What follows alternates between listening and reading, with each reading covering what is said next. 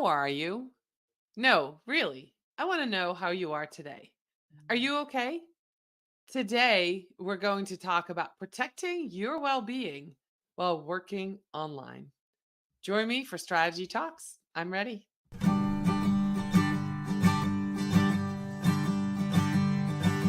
Let's strategize together. Let's hear it from an expert. Join the conversation, it's informative and free. You and me, let's talk some strategy.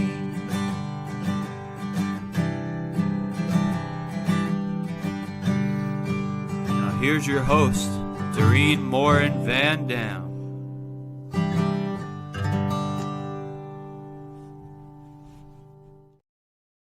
Hello, everybody. My name is Doreen Morin-van, and I am your host once again for Strategy Talks. If you're here with us live, put in the comments that you're live and where you're joining us from, whether you're on YouTube and watching this or LinkedIn, or maybe you're on Facebook.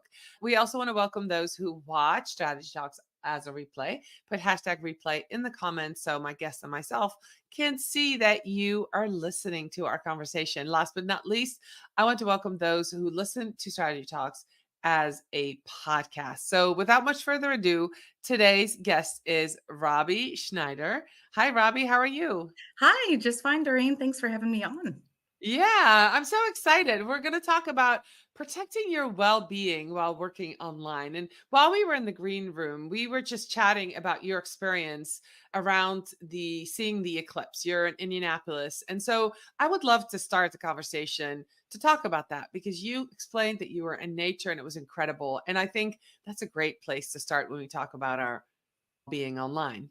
Absolutely. And there's some great ties with it. Just thinking about, are you in the moment or are you watching the moment through your screen? And I was blessed. We were in the path of totality on Monday, and I joined my son's scouting troop out in the country, able to watch it. There weren't a lot of crowds. It wasn't the big event, but it was so incredibly peaceful. And we all see the NASA images, but I think one of the moments that just really hit me most was just the moments of silence and the 360 degrees of sunset that we saw, and watching the temperatures cool and that afternoon. And it was just a complete moment of peace and awe and wonder. And if I had taken it through the lens of a camera, I think I would have missed out on some of the beauty of it. And it's just there are times that it's great to document, and then there are times just to be. And that was definitely one of those times where it was great just to be. I love that. Just to Mhm. be. I love that. I experienced 99.5 during the eclipse. I'm in Vermont. So I was very close. No, it didn't get dark, but all the other stuff, the eeriness, the light changing, the getting cold, and it was definitely an experience. And I agree with you. We are so Mhm. tempted to take the pictures for whom? Not for ourselves. Usually I take a picture, no, look at it. It's for other people, right? So taking that time out to say, hey, I need to be in the moment. And you usually don't do that. I don't take the spotlight away from my guests, but I am going to tell you, if you're listening and watching, I might have mentioned this before, but I used to be a social media manager for a local soccer club, and my kids were in the soccer club, and I was doing all the social media, and we would have soccer weekends.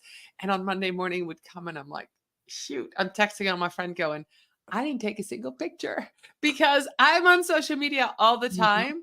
And I was in the moment, present, watching my children play soccer and taking them to lunch and being part of the team and talking to the other moms. I would not be taking the picture. So I would have to ask somebody to take pictures. So there is definitely a time for it and a time for not. So let's dive into the first question, right? You've been online for 2 decades, connecting Mhm. audiences in the healthcare space. And with the rise of remote work, many people find themselves glued to screens like you and I are, right? What are some of the biggest challenges that you've seen people face when it comes to protecting their well being while working online? Boy, that's a great question, Doreen. We talked earlier in the green room about how people sometimes feel like they're in a cage and being viewed when they're on screens, and there's almost a fatigue with being on screens.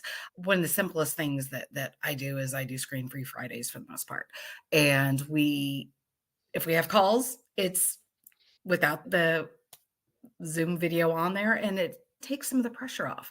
You don't have to have the perfect backdrop. You don't have to have the perfect, is my hair in place? Am I wearing the right attire? Am I making a strange expression? Is it freezing up and now I'm distracted because the screen is freezing? All those things are all those little micro concerns that really take away from you being in the moment. I find it so important to just be able to focus and really call that attention to what's important right now, whether it is the discussion that you're having with a colleague or the problem you're trying to solve, or even in my case, who are you trying to assist online with the problem that they're dealing with?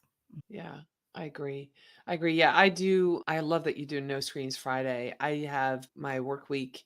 I do a lot of podcasts, of course, my own recording on Tuesdays. So when I'm a guest, I always try to book it Tuesdays or Thursdays. Those are my 2 days that I do my makeup, my hair is brushed. The other days, you wouldn't recognize me because I'm head deep. So I think that's a great way. What you just explained is segmenting your days on you need a day to not be on the screen and protect yourself. Now, are there any I know we mostly will talk about the mental well-being, but are there any Mhm. physical things that happen when we get online, when we spend too much time working online that you've either dealt with or that you've seen the 4 years since we all started doing Zoom and all got on camera? Any physical stuff that we need to be concerned about? I've worked in the social media space for 15 years, and contrary to what people think, it's a lot of time at your desk.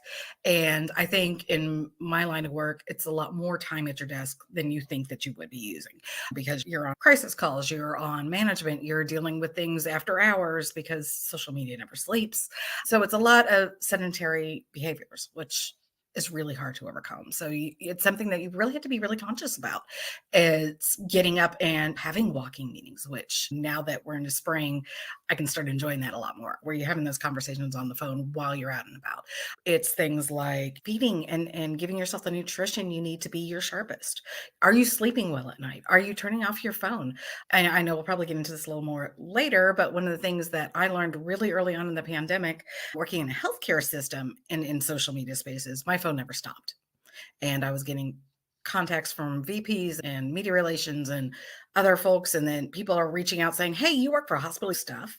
The phone never stopped. And it would get to the point that it was almost triggering when I'd hear the alert or the light go off. And setting my hours, so I have sleep hours on my phone, was life changing because I didn't get that distraction, and I was able to get the sleep and really care for my body so I could be the best when I was online. That's a great point. I do that. I put sleep on my phone from 10 to 6:30, Mhm. but I'm usually in bed before 10 anyway. And then I might be on my phone or reading a book. But yeah, not getting the notifications is a big one. And The definitely other also along with that, making sure that are you being conscious of your time? You can text me at 8 o'clock at night, but if it's really not an emergency issue, it doesn't need to be responded to until 8 o'clock. It's something that's just okay, you've got that information and you can take action on it in the morning as well. Mhm. Yeah, one of the greatest extension that I found on Gmail, if you're watching and listening and you're in social media, or even if you're not, and you feel like you're always working different hours than people and don't want to make people feel they should answer you, I sent my emails later. One Mhm. of the tricks I do that is for my invoices. I do them all at the same time, but some go out different days. But I'll schedule it for Monday morning at 8 or schedule it for Friday. So if I work after 6 o'clock at night on client stuff, I don't Slack, I don't text, but I'll send an email that goes out at 8 a.m. tomorrow morning. So then I'm at the top of the inbox and they don't Absolutely. feel. So that's a good way to take care of other people and of Mhm. their mental health is sending those emails at a time that they'll be in the office versus not. Do you have a standing desk, Robbie? Do you have that or do you sit all day? Unfortunately, I sit way too much. That's something that's on my plans for this year, is definitely getting that standing desk I because would I'm highly finding recommend it, it. yeah, everybody I talk to just loves it. Yeah, and I developed because I didn't work in healthcare, but I've been in social media. 2020 was the year that for me everything exploded too work-wise. So I had big clients, a lot of repetitive stuff, and I got tennis elbow. And I tried everything to make that go away. And the thing that did it that helped was my standing desk because I would just move it up half an inch, move it down. And every day, sometimes I would stand, sometimes I would sit. But even sitting, I would change the angle of how I was working, and that made all the difference. So right now, Absolutely. and I find that for podcasts, I stand because I have more energy when I stand. That's true. So I Mhm. always, when I present, when I talk, when I do virtual meetings, I always stand. So that's another And I great way to balance back and forth. absolutely. And I think one of the things we tend to forget about is just because you're working at home does not mean you have to be in the same space for 8, 9, 10 hours a day. Ooh, You can that's get up, another you good can one. move. I make a point of trying to have meetings in different locations every single time because it forces you to get up and move. When you are in the traditional office space, you're naturally getting up to move. You're going to the printer, you're going to pop over the cube to talk to somebody, you're walking to another meeting. When you're working remotely, that's you've eliminated all of that. So you've Yeah. got to find a way to purposely build that into it. Yeah, and I would suggest doing that through what kind of task you have. We were just talking Mhm. about walking meetings, but if you have content that's repetitive, that you're just doing things like moving things or organizing, I sometimes will sit in the living room. I have 3 dogs. I'll sit in the living room, hang out with them, just to change the pace, right? Or Friday afternoon at 3 when I know I have a couple of things to finish up, but I want to be with my family or I want to sit in front of the fire in the wintertime. I'll go in the living room and just finish that up, but feel like my day is winding down. So that's great. Mhm. So let's talk about burnout, digital burnout. That's more of a mental thing, right? We haven't touched on if you're a content creator, if you're watching this, or even a business person and you're watching this, business owner, and you are hesitant about putting content online because you have had a bad experience. Maybe you were bullied, maybe trolls came out, maybe people made snide comments about the ads that you were running. Let's talk about that. Let's talk about the burnout that we might get or the digital fatigue that we might get from being online all the time and getting that negative feedback instead of positive. Yeah, there's a lot of different ways we can go with this, Doreen. You've touched on 3 very real things. One is the burnout issue. The second is bullying and harassment. And then third is just digital fatigue. So let's dive into all of it. Yeah. Okay. Because Let's start with the that makes me first. excited. Working in healthcare social media, I could tell myself and so many of my colleagues in similar work dealt with considerable burnout in 2020, 21, 22. We were working long hours. We were trying to meet an inordinable meet for content and understanding in our communities. And we were all going through the very real trauma of our whole lives being upended. And that wasn't a social media thing, that was a societal thing. Dealing with all those weights really takes a huge impact. And I thought it was really interesting. I saw a study from West Virginia University talking about burnout in social media space and the so many employees, and this has been backed up by other industry studies from like Sprout and Hootsuite, and so many people who are working in social media management are looking at getting out of the industry in the next 2 years simply because of burnout and fatigue, because we keep growing as an industry and the needs keep growing, but the staffing and the resources aren't keeping up with the expectations. And that's where we almost have to take things into our own hands and hopefully do it before we hit to the point of burnout. But I've had a couple of times where I've had to course correct myself and say, okay, what can I do to make, I don't want to say make things easier, but make things more manageable during my workday. So I'm not losing the sleep over it. So I'm not feeling like I'm just a hamster on a wheel. There's so many things that we need to do. That's conversations, that's processes, that's saying, okay, if this has to take priority, this is what is going to have to be paused in the moment Right. because we're only given the same amount of hours every day to work with. And being at high intensity all the time, it takes a lot on your toll.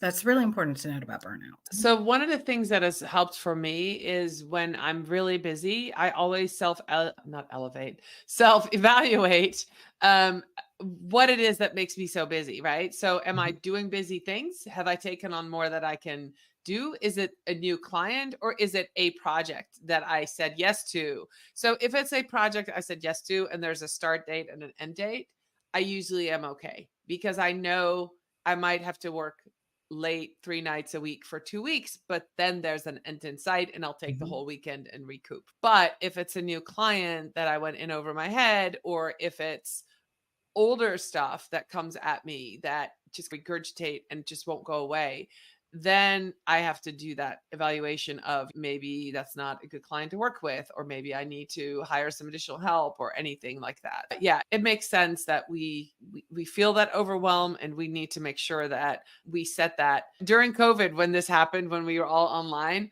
I was part of a video series that one of my friends did. He's like, "How do you manage it?" And my tip, and it was like a bunch of tips from social media people. And my tip was use the door. And I made a funny video because I've worked online for 13 years and my husband for 25. And so we use the door, but we have very strict rules, right? About coming in. And so working at the kitchen table for the first 4 years wasn't very good. I was never done. My work was always there. I had the visual reminder of there's my computer. But now having an office, when I leave, I close the door. Mhm. 5 o'clock, 4 o'clock, whenever I close the door and I'm out. So now I'm in the part of my house where I don't work, where I don't get Mhm. distracted by things. And I think that's a great way to use that visual reminder of for yourself, like, be done. So let's talk So about the trolls and the negativity. I'm sure we could Oh, fill the that's rest of this episode with that, but let's put it in I have perspective. dealt with so many things. It's crazy. All Um, right. So so I'm tell just going to us. start out just in general. And I found this statistic from the Pew Internet and American Life Project. And it found that in 2021, 40% of Americans said that they had experienced online harassment. That's not just even from the business standpoint. That's just you as an individual. And now half of that had to deal with they said politics, and those type of posts were to That makes blame. sense. But that's a whole different discussion that we can get into another time. But what was really interesting is that so many people were stating an increase in behaviors like receiving physical threats or stalking or sexual harassment or sustained harassment. So it's not just a snide comment, it's repetitive behaviors and highly negative behaviors that can be really distressing, because you as an individual getting threats, that's not a way to Scary. live. We're here as most people want to be on social media as a positive experience. We're seeking community, we're seeking like interests, we're sharing news, we're sharing information. We're not here to embattle each other. And somewhere along the line, there are people and bots and whatever, but they will take it to the next level. And unfortunately, I feel like as a society, we've almost excused this bad behavior and bad actors. Mhm. And so it can be very distressing to be receiving it from an individual perspective, but also if you're working on behalf of a client or your business, because that doesn't go away either. It's hard to hear those messages, even though you may know that you are not the person responsible. It's very difficult to hear messages. Like in the pandemic, healthcare institutions went from being lauded and having parades in their parking lots from the public to people threatening them with lawsuits and saying, we're going to send you to the Nuremberg trials. Just a complete extreme pendulum of behavior there. Listening to that and hearing things like this, you guys are killing people by doing that. It is very distressing to hear that, and messages like that. And it's really hard to separate yourself from your brand in that, because you are the recipient of the messages. And that West Virginia study that I referenced earlier had mentioned that being a recipient of those online messages really starts taking a toll on the social media manager's mental health over time, just because they're having to hear that negativity being directed at them and their organization day in and day after. Yeah. So what are some ways that we can deal with trolls, Mhm, negativity? I follow a bunch of influencers and I see mhm, some wonderful advice out there from them, but I know there's still things that hit them too. They're like, we ignore 99% of it. Some things just are repetitive. And mhm. I'll use an example. I follow several disabled couples, right? Interabled couples. One is disabled and the other one's not. And they're making money this way, right? This is a way for them to they're influencers, they're showing their kids. And this one girl, this one mom just gets total hate from people. They have called child protective services on her. And Oh, it's just crazy. And then people go, just stop then. If you stop, that won't call. And this is my job. This is how I make money. This is how I support. I'm in a wheelchair. This is how I support my family. And how do you protect your mental well-being when things like that happen? What do you do? Where do you go for help, I guess, is another way to phrase this Sure, question. sure. I think, first of all, it's really important to have a community. I'm blessed that I am part of an organization that deals with or focuses on social media managers in the healthcare space. And we regularly get together and we talk about things like this. We talk about how are the organizations that are getting hate comments because they have transgender clinics. How are they handling that? Because they're bearing the burden of hearing these messages Sure. directed towards their staff, or people dealing with systems dealing with crisis communications or extended. How are you dealing with that? We're able to help and be supportive to one another. So I think that is an incredible resource. I think it's also really important to use technology for your favor. And if you have social media scheduling and monitoring software, start setting up those alerts or workflows where you can say, okay, if these terms are coming up, I'm not even going to see that message. It's going to either be blocked, it's going to be deleted, or I'm just not even going to be exposed to it. And doing that at least helps minimize what you're exposed to. And you can also do searches of those terms and say, okay, these terms that are being used, I'm going to automatically block or hide that content. Going through and setting up your Facebook page, I'll just pick on that because that's an easy one to do, is you can actually block certain terms from ever being posted on your page. So you're not getting exposed to those messages. So those people who are going to make those comments are going to have to work a little harder to do that. So I think that's important is make them work for the effort rather than just, Sure. copying and pasting their hatred. The other thing is too, is as hard as it is, you have to remember that these are very small people Hmm. hiding behind a laptop or a phone, Yeah. and it's not reflective of you and your worth as an individual. And I know that's hard. That's easier said than done. Because it does wear on you. But I do feel like taking that step away, and sometimes it's just you have to say, I've had enough, and put your devices down and walk away. And Yeah. that's okay to walk away. I Mhm. love that you started with community. I think building a community, when you share your most vulnerable self, your community will come and then your community will defend you and support you. So that is what I'm seeing in those communities where I see some of that bullying going on. So let's then talk about the third piece, the burnout. We work on social media. We have to, we're content creators. If you're watching this, you're a marketer, you're expected, whether you work B2C, B2B, you're expected to come up with new ideas, expected to be online, know the trends, right? Consume this content so we know what we're doing. How do we prevent burnout? And is there a way back? Wow, that's a heavy question. I would love to say that we could 100% prevent burnout, but unfortunately, I think that life and technology and the speed of both sometimes makes that inevitable. And so I think we need to really be mindful of ourselves and look at ways that we can protect ourselves to mitigate that and help recognize the signs. Are we becoming disconnected from our work? Are we having disconnection from our loved ones? Are we becoming more snappier at our loved ones or at our colleagues? What are you wanting to sleep in every morning? And not just because it's a rainy morning like it is today, but because it's just the idea of getting out of bed and starting your job just fills you with dread. Those are all signs that we need to look out for. But I think some of those protective factors we can definitely talk into. And that's something that I'm working on currently, writing a book about how to protect your mental health in the social while working in the social media space. And one of the key protective factors is really looking at not only how much time you're spending on online, but how are you doing to protect yourself for when the inevitable strikes? And that includes things like, is there a crisis situation? Are you having to deal with issues management? Is it Jane comes down the hall and say, we're canceling our ad campaign and I need you to take all the work that you've done for the last 6 months, throw out the window, and we got to do this other thing right now. Making sure that you're building in processes to help protect your team. So it is, are you bringing your social media managers in the planning processes? Are you bringing them on the content calls? Are you feeding them the information they need to be able to be responsive in a timely manner? That one is huge. I really think it's important for us to talk from a business perspective and a social media manager's perspective about building in those processes to be protective factors to help us in the workplace. And it's something that I've seen with my colleagues, and the great thing is more of us are talking about it.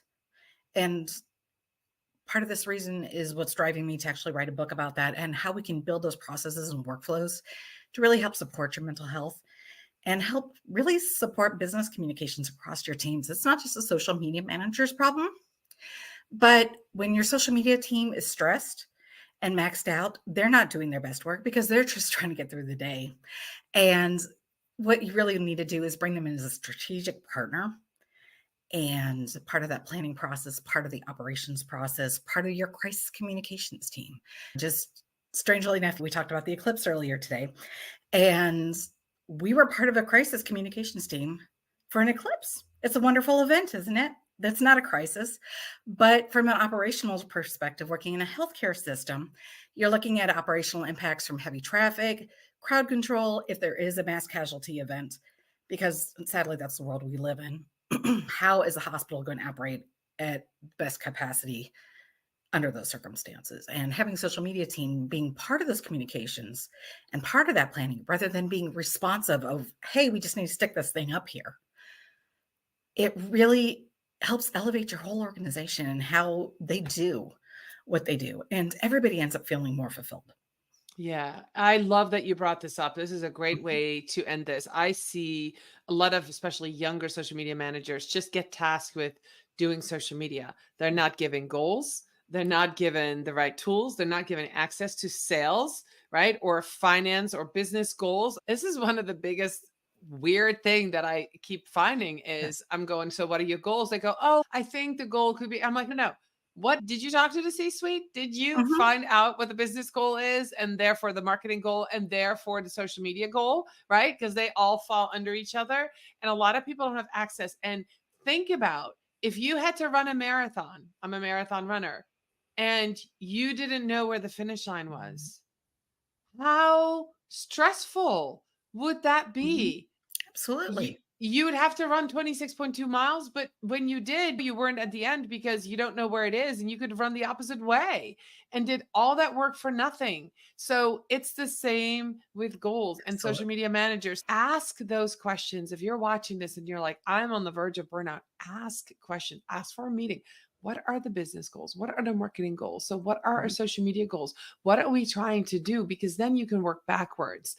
And so I love that you brought that up, Robbie, because that's one of the biggest, I think, things that we are dealing with on burnout, where the team is so isolated. And I feel in marketing, especially if you talk about social media managers, get piled on all the things that the higher marketing teams don't want to do. I had a conversation with somebody who says, I like all the agile stuff because we're talking about agile. She goes, but I could never do a 2-week sprint because every day I come in and I don't know what's on my desk. And I'm like, well, you could do a sprint from 1 to 3 every day where you Mhm. block that time and you work on the things that you need to work on. But that made me think that's really what happens. We get Mhm. anything that needs to be done.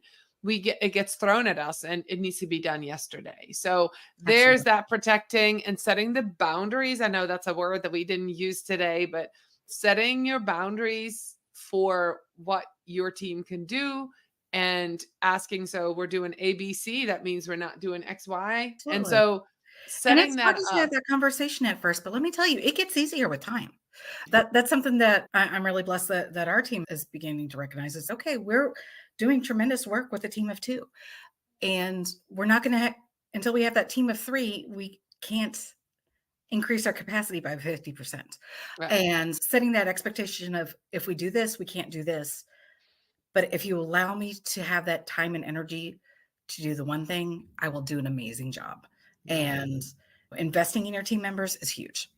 All right. Awesome. We're at the end of our time. Robbie, tell people where they can connect with you, can learn about you, especially those who are in social media, are in healthcare, crisis management. I want to connect with you. What is the best place? Absolutely. I would love to connect with anybody online. I love talking about social media and mental health and doing the best and helping us all just achieve our goals as communicators. Okay. Can they find you on LinkedIn? Absolutely. Yes. Okay, Robbie Schneider. I will put the link to her LinkedIn profile in the show notes. Thank you so much for being with us today. This is a great topic. I put it out into the world and said, "Who do you know?" And somebody introduced me to you, and I'm so glad she did, and that you and I got to meet and be on the show. This is such an important topic. If you are struggling, reach out for help. Reach out to your community, reach out to mentors, reach out to your team, and start communicating and set those Absolutely. And I'm going to boundaries. add one other thing too to that. If you're dealing with burnout at work, one of the resources that you may have with your employer is an employee assistance program, which offers some counseling services in the short term. And that can also be a great resource to look into as well. All right, wonderful. Thank you, Robbie. Thank you, everybody, for Thanks for listening having and me on. watching. Yeah, I'll be back next week for another episode of Strategy Talks. Bye, everybody.